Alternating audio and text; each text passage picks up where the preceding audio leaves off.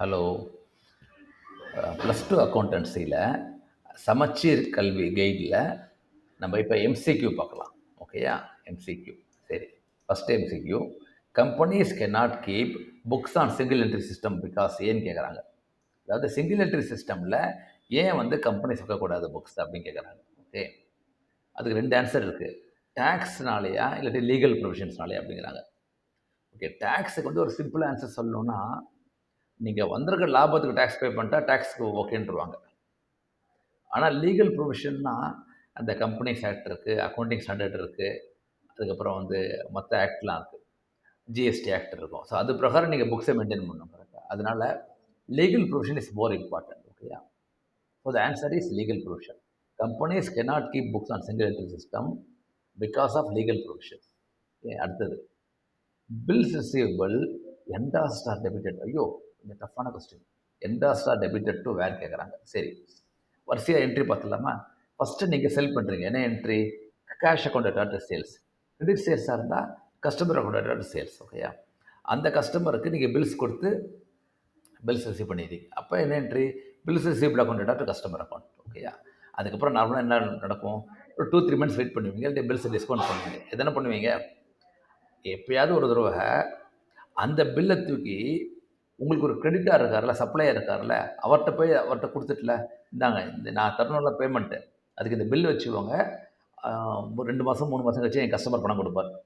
நார்மலாக இது பண்ண மாட்டாங்க. ஓகே, அப்படி பண்ணினால், so if you endorse the bills ரிசீவபிள்னா, ஓகே, அப்போ கிரெடிட் பில்ஸ் ரிசீவபிள் வரும். டெபிட் என்ன வரும்? கரெக்ட், பில்ஸ் ரிசீவபிள் வராது, டெட்டார்ஸ் வராது, கிரெடிட்டார்ஸ் வரும். ஸோ தட் மீன்ஸ் கிரெடிட்டார்ஸுக்கு நீங்கள் பேமெண்ட் பண்ணாமல் உங்கள் கையில் இருக்க பில் சர்டிஃபிகேட் கொடுத்துட்டீங்க அவர்கிட்ட. பேசிக்கலி ரொம்ப ரேர் தான் பண்ணுறது. அப்படி பண்ணினால் you have to debit creditors account. ஓகேயா? அடுத்தது, the amount or property received by a non-profit organization as stated by the will of a deceased person. Okay, இது குட் கொஸ்டின். ஓகே, பேசிக்கலி ஒருத்தர் வந்து ஒரு டொனேஷனாக கொடுக்கலாம் அமௌண்ட்டு. ஓகேயா? சில சமயம் இப்போ அவர் இந்த பிறந்து வளர்ந்த ஊரில் அவர் ஒரு வீடு இருக்கும். சரி, இனிமேல் நம்ம பசங்களாம் செட்டில் ஆகிட்டாங்க சிட்டியில், சரி அந்த வீடை வந்து ஒரு லைப்ரரிக்கு நீங்கள் யூஸ் பண்ணிக்கோங்க அப்படின்னு கொடுத்தாருன்னா தட் இஸ் கால்ட் லெகசி. ஓகேயா? So the amount or property received by non profit organisation as stated by the will. அதாவது அவர் என்ன சொல்லுவார்னா, என் காலத்துக்கு அப்புறம் ஓகே இந்த பில்டிங்கை வந்து நீங்கள் லைப்ரரிக்கு வச்சுக்கோங்க அப்படின்னு சொன்னாங்கன்னா தட் இஸ் கால்ட் லெகசி. ஓகேயா? அடுத்தது, in non profit organisation sale of old newspapers is generally considered as what? இதுவும் குட் கொஸ்டின். சரி, சேல் ஆஃப் நியூஸ் பேப்பர்னா என்ன? அதாவது கண்டிப்பாக பணம் உள்ள வருது கரெக்டாக. நீங்கள் ஏதோ உங்கள்கிட்ட இந்த வாங்கின பழைய பேப்பர்லாம் இருக்குது, எல்லாத்தையும் கொடுத்துட்டீங்க. ஓகே, ஒரு 100 ரூபா 500 வரப்போம். கரெக்ட். அது நார்மலாக இட்ஸ் ரெவென்யூ ரிசிப்ட் கண்டிப்பாக. அண்ட் இன்கம் சைடில் போட்டுருவோம். ஆனால் இப்போ ரெண்டுமே வந்துடுச்சு. அப்போ என்ன வரும் ஆன்சர்? கொஞ்சம் டிஃபிகல்ட்டு தான். அதாவது நம்ம அசியூம் பண்ணிக்கலாம், ரெவென்யூ ரிசிப்ட்ங்கிறது என்னது? பணம் உள்ளே வந்தால் தான் ரெவென்யூ ரிசிப்ட். ஏன்னா இப்போ அவுட்ஸ்டாண்டிங் இருக்குல்ல, அவுட்ஸ்டாண்டிங் ரெண்ட் பேயபிள், இல்லாட்டி outstanding rent receivable, outstanding subscription receivable இருக்கு பாருங்க, அதெல்லாம் இன்கம் எக்ஸ்பெண்டிச்சரில் வரும். ஆனால் ரிசிப்ட் அண்ட் பேமெண்ட் அக்கௌண்ட்டில் வராது. அதனால் இன்கம்ங்கிறது that includes both. Income includes both, அதாவது receive as well as receivable. அதனால் sale of old newspapers is generally considered as an income. ஓகேயா? Which of the following method the capital of the partners is not altered? ஆல்டர்ட்னா change ஆகுதுல அர்த்தம். நம்ம இப்போ இந்த ஷர்ட்டை போய் ஆல்டர் பண்ணுவோம், பேண்ட் ஆல்டர் பண்ணுவோம், அதாவது மாற்றுறோம். ஓகே, அதாவது சேமாக இருக்குது. சேமாக இருக்குன்னா இதில் ஒரு 2 மெத்தட் இருக்குது. Fixed capital method, fluctuating capital method. Okay, fluctuating capital மெத்தட்னா எல்லா என்ட்ரிஸும் அதுக்குள்ளே போயிடும், அப்போ கேபிட்டல் மாறிடும். ஃபிக்ஸட் கேபிட்டல் மெத்தட்னா கேபிட்டல் மாத்திரம் மேலே இருக்கும், மிச்ச எல்லா என்ட்ரிஸும் drawings, salary, commission, interest on capital எல்லாம் போயிட்டு இருக்கும். அப்போ மேலே இருக்க பாருங்கள் ஃபிக்ஸடா, that is called fixed capital method. இல்லையா? So which of the following மெத்தடில் the capital of the partner is not ஆல்டர்ட்னா it is fixed capital method. Okay, அடுத்தது, all the transactions between partner and the firm are recorded in the what? என்னப்பா அது? Partner foam இதில் வரும், correct, capital அக்கௌண்ட்டில் தான் வரும். அவர் முதல்ல கொடுக்குற கேபிட்டல்லேருந்து அப்புறம் நம்ம கொடுக்க வேண்டிய ப்ராஃபிட்டாக இருக்கட்டும், கமிஷனாக இருக்கட்டும், இல்லாட்டி சேலரியாக இருக்கட்டும், ஏதாவது எல்லாமே கேபிட்டல் அக்கௌண்ட்டில் தான் வரும். சரியா? அடுத்தது, which of the following method goodwill is calculated by using multiplying the weighted average? அவங்களே கொடுத்துட்டாங்க ஆன்சரை. ஆக்சுவலாக குட்வில் கால்குலேஷன் 2-3 மெத்தட் இருக்குது.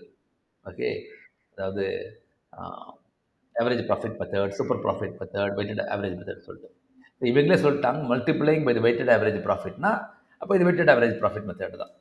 ஓகேயா? அடுத்தது, இது good question.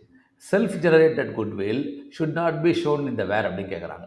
Okay, it's a good question. அதாவது இப்போ உங்கள் பிஸ்னஸை நீங்கள் நல்லா போயிட்டு இருக்கு, ஓகே, நல்லா ப்ராஃபிட் வருது, சரி சொல்லி ஒரு குட்வில் போடுறீங்க. ஆனால் அந்த குட்வில்லை எப்போ தெரியும்? யாராவது ஒருத்தர் வாங்கும்போது தான் தெரியும். ஏன்னா உங்கள் பிரகாரம் நீங்கள் மதிப்பு போட்டிருக்கீங்களே தவிர அந்த மதிப்பு வந்து அடுத்தவர் அது பணம் கொடுத்து வாங்கினால்தான் அதுக்கு மதிப்பு. அடுத்தவர் பணம் கொடுக்காத வரைக்கும் அது வந்து உங்கள் உங்கள் உங்கள் பிரகாரம், அதாவது நீங்கள் வந்து ஒரு அசஸ் பண்ணியிருக்கீங்க, சரி நம்ம நல்லா இருக்கோம்னு சொல்லிட்டு, நல்லா பண்ணியிருக்கோம்னு சொல்லிட்டு, கரெக்டாக? அதனால் அது புக்ஸில் வரவே வராது. யாராவது ஒருத்தர் பணம் பே பண்ணுறான்னு வச்சுக்கோங்க, அப்போ புக்ஸில் வரும். அதனால் self generated goodwill should not be shown in the books of accounts. ஓகேயா? இது இம்பார்ட்டன்ட் இது. ஓகே, அடுத்தது, when A and B are sharing profits and losses in the ratio of 3:2, they admit C as a partner giving him 1/3 share. This will be given by A and B. Okay, இதுவும் good question. Okay, இப்போ C உள்ள வராருல்ல, C உள்ள வரும்போது எந்த ratio இருந்தாலும் பரவாயில்ல, அவருக்கு வந்து 1/2 இருக்கட்டும், 1/3 இருக்கட்டும், 1/4 இருக்கட்டும், 1/5 இருக்கட்டும், எதுவுமே சொல்லலைன்னா எந்த ரேஷியோவில் போகும்? கரெக்ட், அவங்க ஏ அண்ட் பி அவங்க ரேஷியோலேயே தான் கொடுப்பாங்க. ஏ அண்ட் பி அவங்க ரேஷியோவில் தான் போகும் சி. அதனால் A and B will sacrifice in the ratio of their original profit sharing ratio which is 3:2. அதனால் when A and B are sharing profits and losses, when they admit partner, this will be given by A and B in the ratio of their profit. Okay, அவங்களோட profit sharing ratio தான். Okay, நல்ல question அது. Okay, in order to maintain fair dealings at the time of admission, it is necessary to revalue assets and liabilities of the firm to their. Okay, இதுவும் நல்ல question. Okay, இதுக்கு 2-3 example சொல்கிறேன். இப்போ நீங்களும் உங்கள் friend business பண்ணுறீங்க, ஒரு 10 வருஷம் பண்ணுறீங்க, சுமாராக வந்துட்டு இருக்கு ப்ராஃபிட். ஓகே, இன்னொருத்தர் உள்ளே வரேங்கிறார், அவருக்கு நல்ல கான்டாக்ட் இருக்குது, நல்லா தெரியும், அவர் இருக்கிற ஏரியாவில் வந்து உங்கள் பிஸ்னஸ்ஸு நல்லா பண்ணலாம். ஓகே, ஆனால் நீங்கள் சுமாராக பண்ணியிருந்தாலும் உங்களுக்கு இன்னொன்று தெரியும், நீங்கள் ஒரு பில்டிங் வாங்கியிருப்பீங்க அந்த 10 வருஷத்தில். ஓகே, ஆரம்பத்தில் அந்த பில்டிங் நல்ல விலையில் இருக்குது இப்போ. ஓகேயா? அப்போ அவர் உள்ளே வரும்போது, அந்த 3வது பார்ட்னர் உள்ளே வரும்போது என்ன பண்ணுவீங்கன்னா, அந்த பில்டிங்கை வந்து பழைய விலைக்கு வச்சுக்க மாட்டீங்க. ஏன்னா அவர் வந்ததுக்கப்புறம் இல்லை அந்த பில்டிங் செல் பண்ணி வச்சுக்கோங்க, அப்போ பில்டிங்கோட ப்ராஃபிட் அவருக்கும் போயிடும். கரெக்டாக? அப்போ என்ன பண்ணுவீங்கன்னா, அந்த பார்ட்னர் சொல்லுவீங்க, வெயிட் நீ வரத்துக்கு முன்னாடி நான் வந்து என்னுடைய அசட்ஸ் லைபிலிட்டிஸை இன்னி டேட்டுக்கு, அதாவது இப்போ ஒருத்தர் பிஸ்னஸ் ஆரம்பித்தாங்கன்னா என்ன விலை இருக்கும் தோராயமாக, ஓகே, இப்போ நீ பிஸ்னஸ் ஆரம்பித்தேன்னா என்ன அமௌண்ட் இருக்குமோ அந்த அமௌண்ட் நம்ம பேலன்ஸ் ஷீட்டை போட்டுடலாம். அதுக்கப்புறம் நீ உள்ளே வந்தோன்னா you are entering as a normal person, that means as in the normal valuation. So that is why revaluation is necessary. Okay, அதனால் revaluation always at the current market price அப்படிம்பாங்க, fair value அப்படிம்பாங்க, true value அப்படிம்பாங்க. ஓகேயா? இதில் 3 கொடுத்துருக்கு. Cost price, அதான் இப்போ சொன்னேன், இப்போ நீங்கள் 1 lakh கொடுத்து வாங்கினீங்க பில்டிங்கு, இன்றைக்கி 5 லட்சம் போதுன்னு வச்சுக்கோங்க, அப்போ 1 lakhம் போட முடியாது. செல்லிங் ப்ரைஸ் போடலான்னா முடியாது, ஏன்னா செல்லிங் ப்ரைஸ் நீங்கள் செல் பண்ணல, செல் பண்ணால்தான் தெரியும். ஓகேயா? அப்போ என்ன பண்ணுவீங்க? True value. ஓகே, அந்த ஸ்ட்ரீட்டில் பக்கத்தில் ஏதாவது பில்டிங் விற்றுருக்கும், ஒரு 4 lakhs விற்றுருக்குன்னு வச்சுக்கோங்க, சரிடா டே 4 lakhs போட்டுடலாம் அப்படிம்பீங்க. ஸோ அந்த ரீவேல்யூ பண்ணும்போது either you take the current value, இல்லாட்டி ரீப்ளேஸ்மெண்ட் வேல்யூ அப்படிம்பாங்க, அப்படி இல்லாட்டி ஃபேர் மார்க்கெட் வேல்யூ, இல்லை ட்ரூ வேல்யூ, ஏதாவது ஒன்று வரும், அந்த வேர்டு இருக்கும். ஸோ ட்ரூ வேல்யூ, இதில் ட்ரூ வேல்யூக்கு ட்ரூ வேல்யூ போட்டுருங்க. ஏன்னா காஸ்ட்டும் வராது, செல்லிங் ப்ரைஸும் வராது. ஓகேயா? காஸ்ட்டும் வராது, செல்லிங் ப்ரைஸும் வராது. ஏன்னா திரும்ப சொல்கிறேன், அந்த புது பார்ட்னர் உள்ளே வரும்போது நீங்கள் வந்து அந்த அந்த அந்த பில்டிங்கோட ப்ராஃபிட் லாபம் உங்கள்கிட்ட இருக்குது. இப்போ சரி உங்கள் பிஸ்னஸ் சுமார் தான், ஆனால் அந்த பில்டிங் விலை ஏறிடுச்சுல, அந்த ப்ராஃபிட் உள்ளே உட்காந்துருக்கு, அதை வந்து உங்களுக்கு தான் சொந்தம். அதனால் நீங்கள் அந்த பில்டிங்கை ரிவால்யூ பண்ணும்போது யூ யூஸ் சம் வேல்யூ, அதாவது current value, fair value or true value. Okay, அடுத்தது, in both types of policies the insurance premium is paid by the. in both types of policies, there is no policy insurance premium, life insurance. Okay, partnership firm போட்டிருக்கு. In both types of policies, the insurance premium is paid by the say partnership firm போட்டிருக்கு. Okay, அதே the policy, அடுத்தது question, the policy amount received from the insurance company is used to settle the amount due to the, okay இது okay இது கொஞ்சம் good question. அதாவது நீங்கள் insure பண்ணுறீங்க, ஓகேயா? இது என்ன இன்சூர் பண்ணுவீங்க? உங்கள் 3 பார்ட்னர்ஸ் லைஃப் இன்சூர் பண்ணுவீங்க. இப்போ நீங்கள் 3 பேர் இருந்தீங்கன்னா, இல்லை உங்கள் பில்டிங் இன்சூர் பண்ணுவீங்க, கரெக்டாக? உங்கள் ஸ்டாக்ஸ் இன்சூர் பண்ணுவீங்க. அதனால் எவ்ரி மந்த்தோ எவ்ரி இயரோ உங்கள் கையை விட்டு தான் பணம் போகும். ஒரு ரூ. 5,000, ரூ. 200, 500, 10,000 போயிட்டு இருக்கும். That is called insurance premium. That is fine. அவங்கள்ட்ட நீங்கள் வருமோ இன்சூரன்ஸ் கம்பெனிலேருந்து? வரலாம். எப்போ வரலாம்? இது மாதிரி ஏதாவது பிரச்சனை ஆச்சுன்னா தான். இப்போ ஃபயர் ஆக்சிடென்ட்டுக்கு நீங்கள் இன்சூர் பண்ணியிருந்தீங்க, அப்போ உண்மையாக ஃபயர் ஆகிடுச்சு, அப்போ அவங்கள்ட்ட பணம் வரும், ஓகேயா? அப்போ it is due to fire ஆக்சிடென்ட்னு சொல்லிடலாம் ஆன்சர், ஓகேயா? இப்போ 3 பார்ட்னரை லைஃப் இன்சூர் பண்ணீங்க, ஓகே? அந்த 3 பார்ட்னருக்கு இப்போ இன்சூரன்ஸ் ப்ரீமியம் பணம் கொடுத்துருக்காங்க. எப்படி பணம் கொடுத்துருப்பாங்க? கண்டிப்பாக யாராவது ஒருத்தர் வந்து இல்லை, ஓகேயா? அப்போ the amount due to the deceased, deceasedனா அவர் இல்லாதவர், ஓகேயா? So the amount received from the insurance company is used to settle the amount due to the deceased.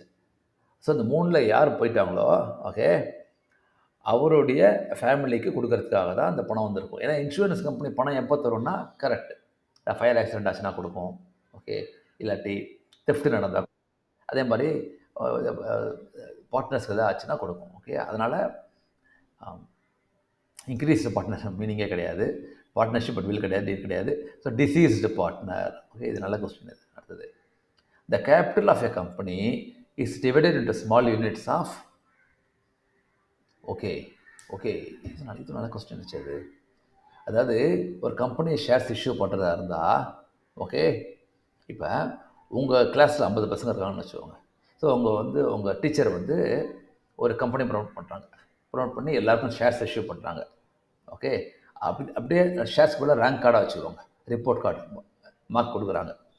Mark கொடுக்கும்போது இப்போ அக்கௌண்டன்சிக்கு தராங்கன்னு வச்சுக்கோங்க, எல்லாருக்குமே மார்க் வந்து 50, 60, 70 அப்படின்னு இருக்கும் மார்க்கு.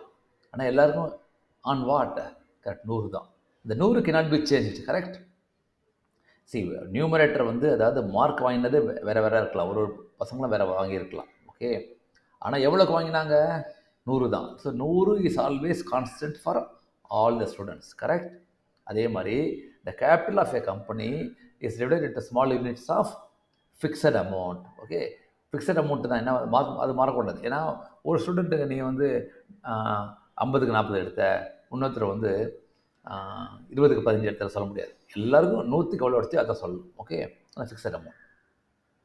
அடுத்தது, equity shares do not enjoy any,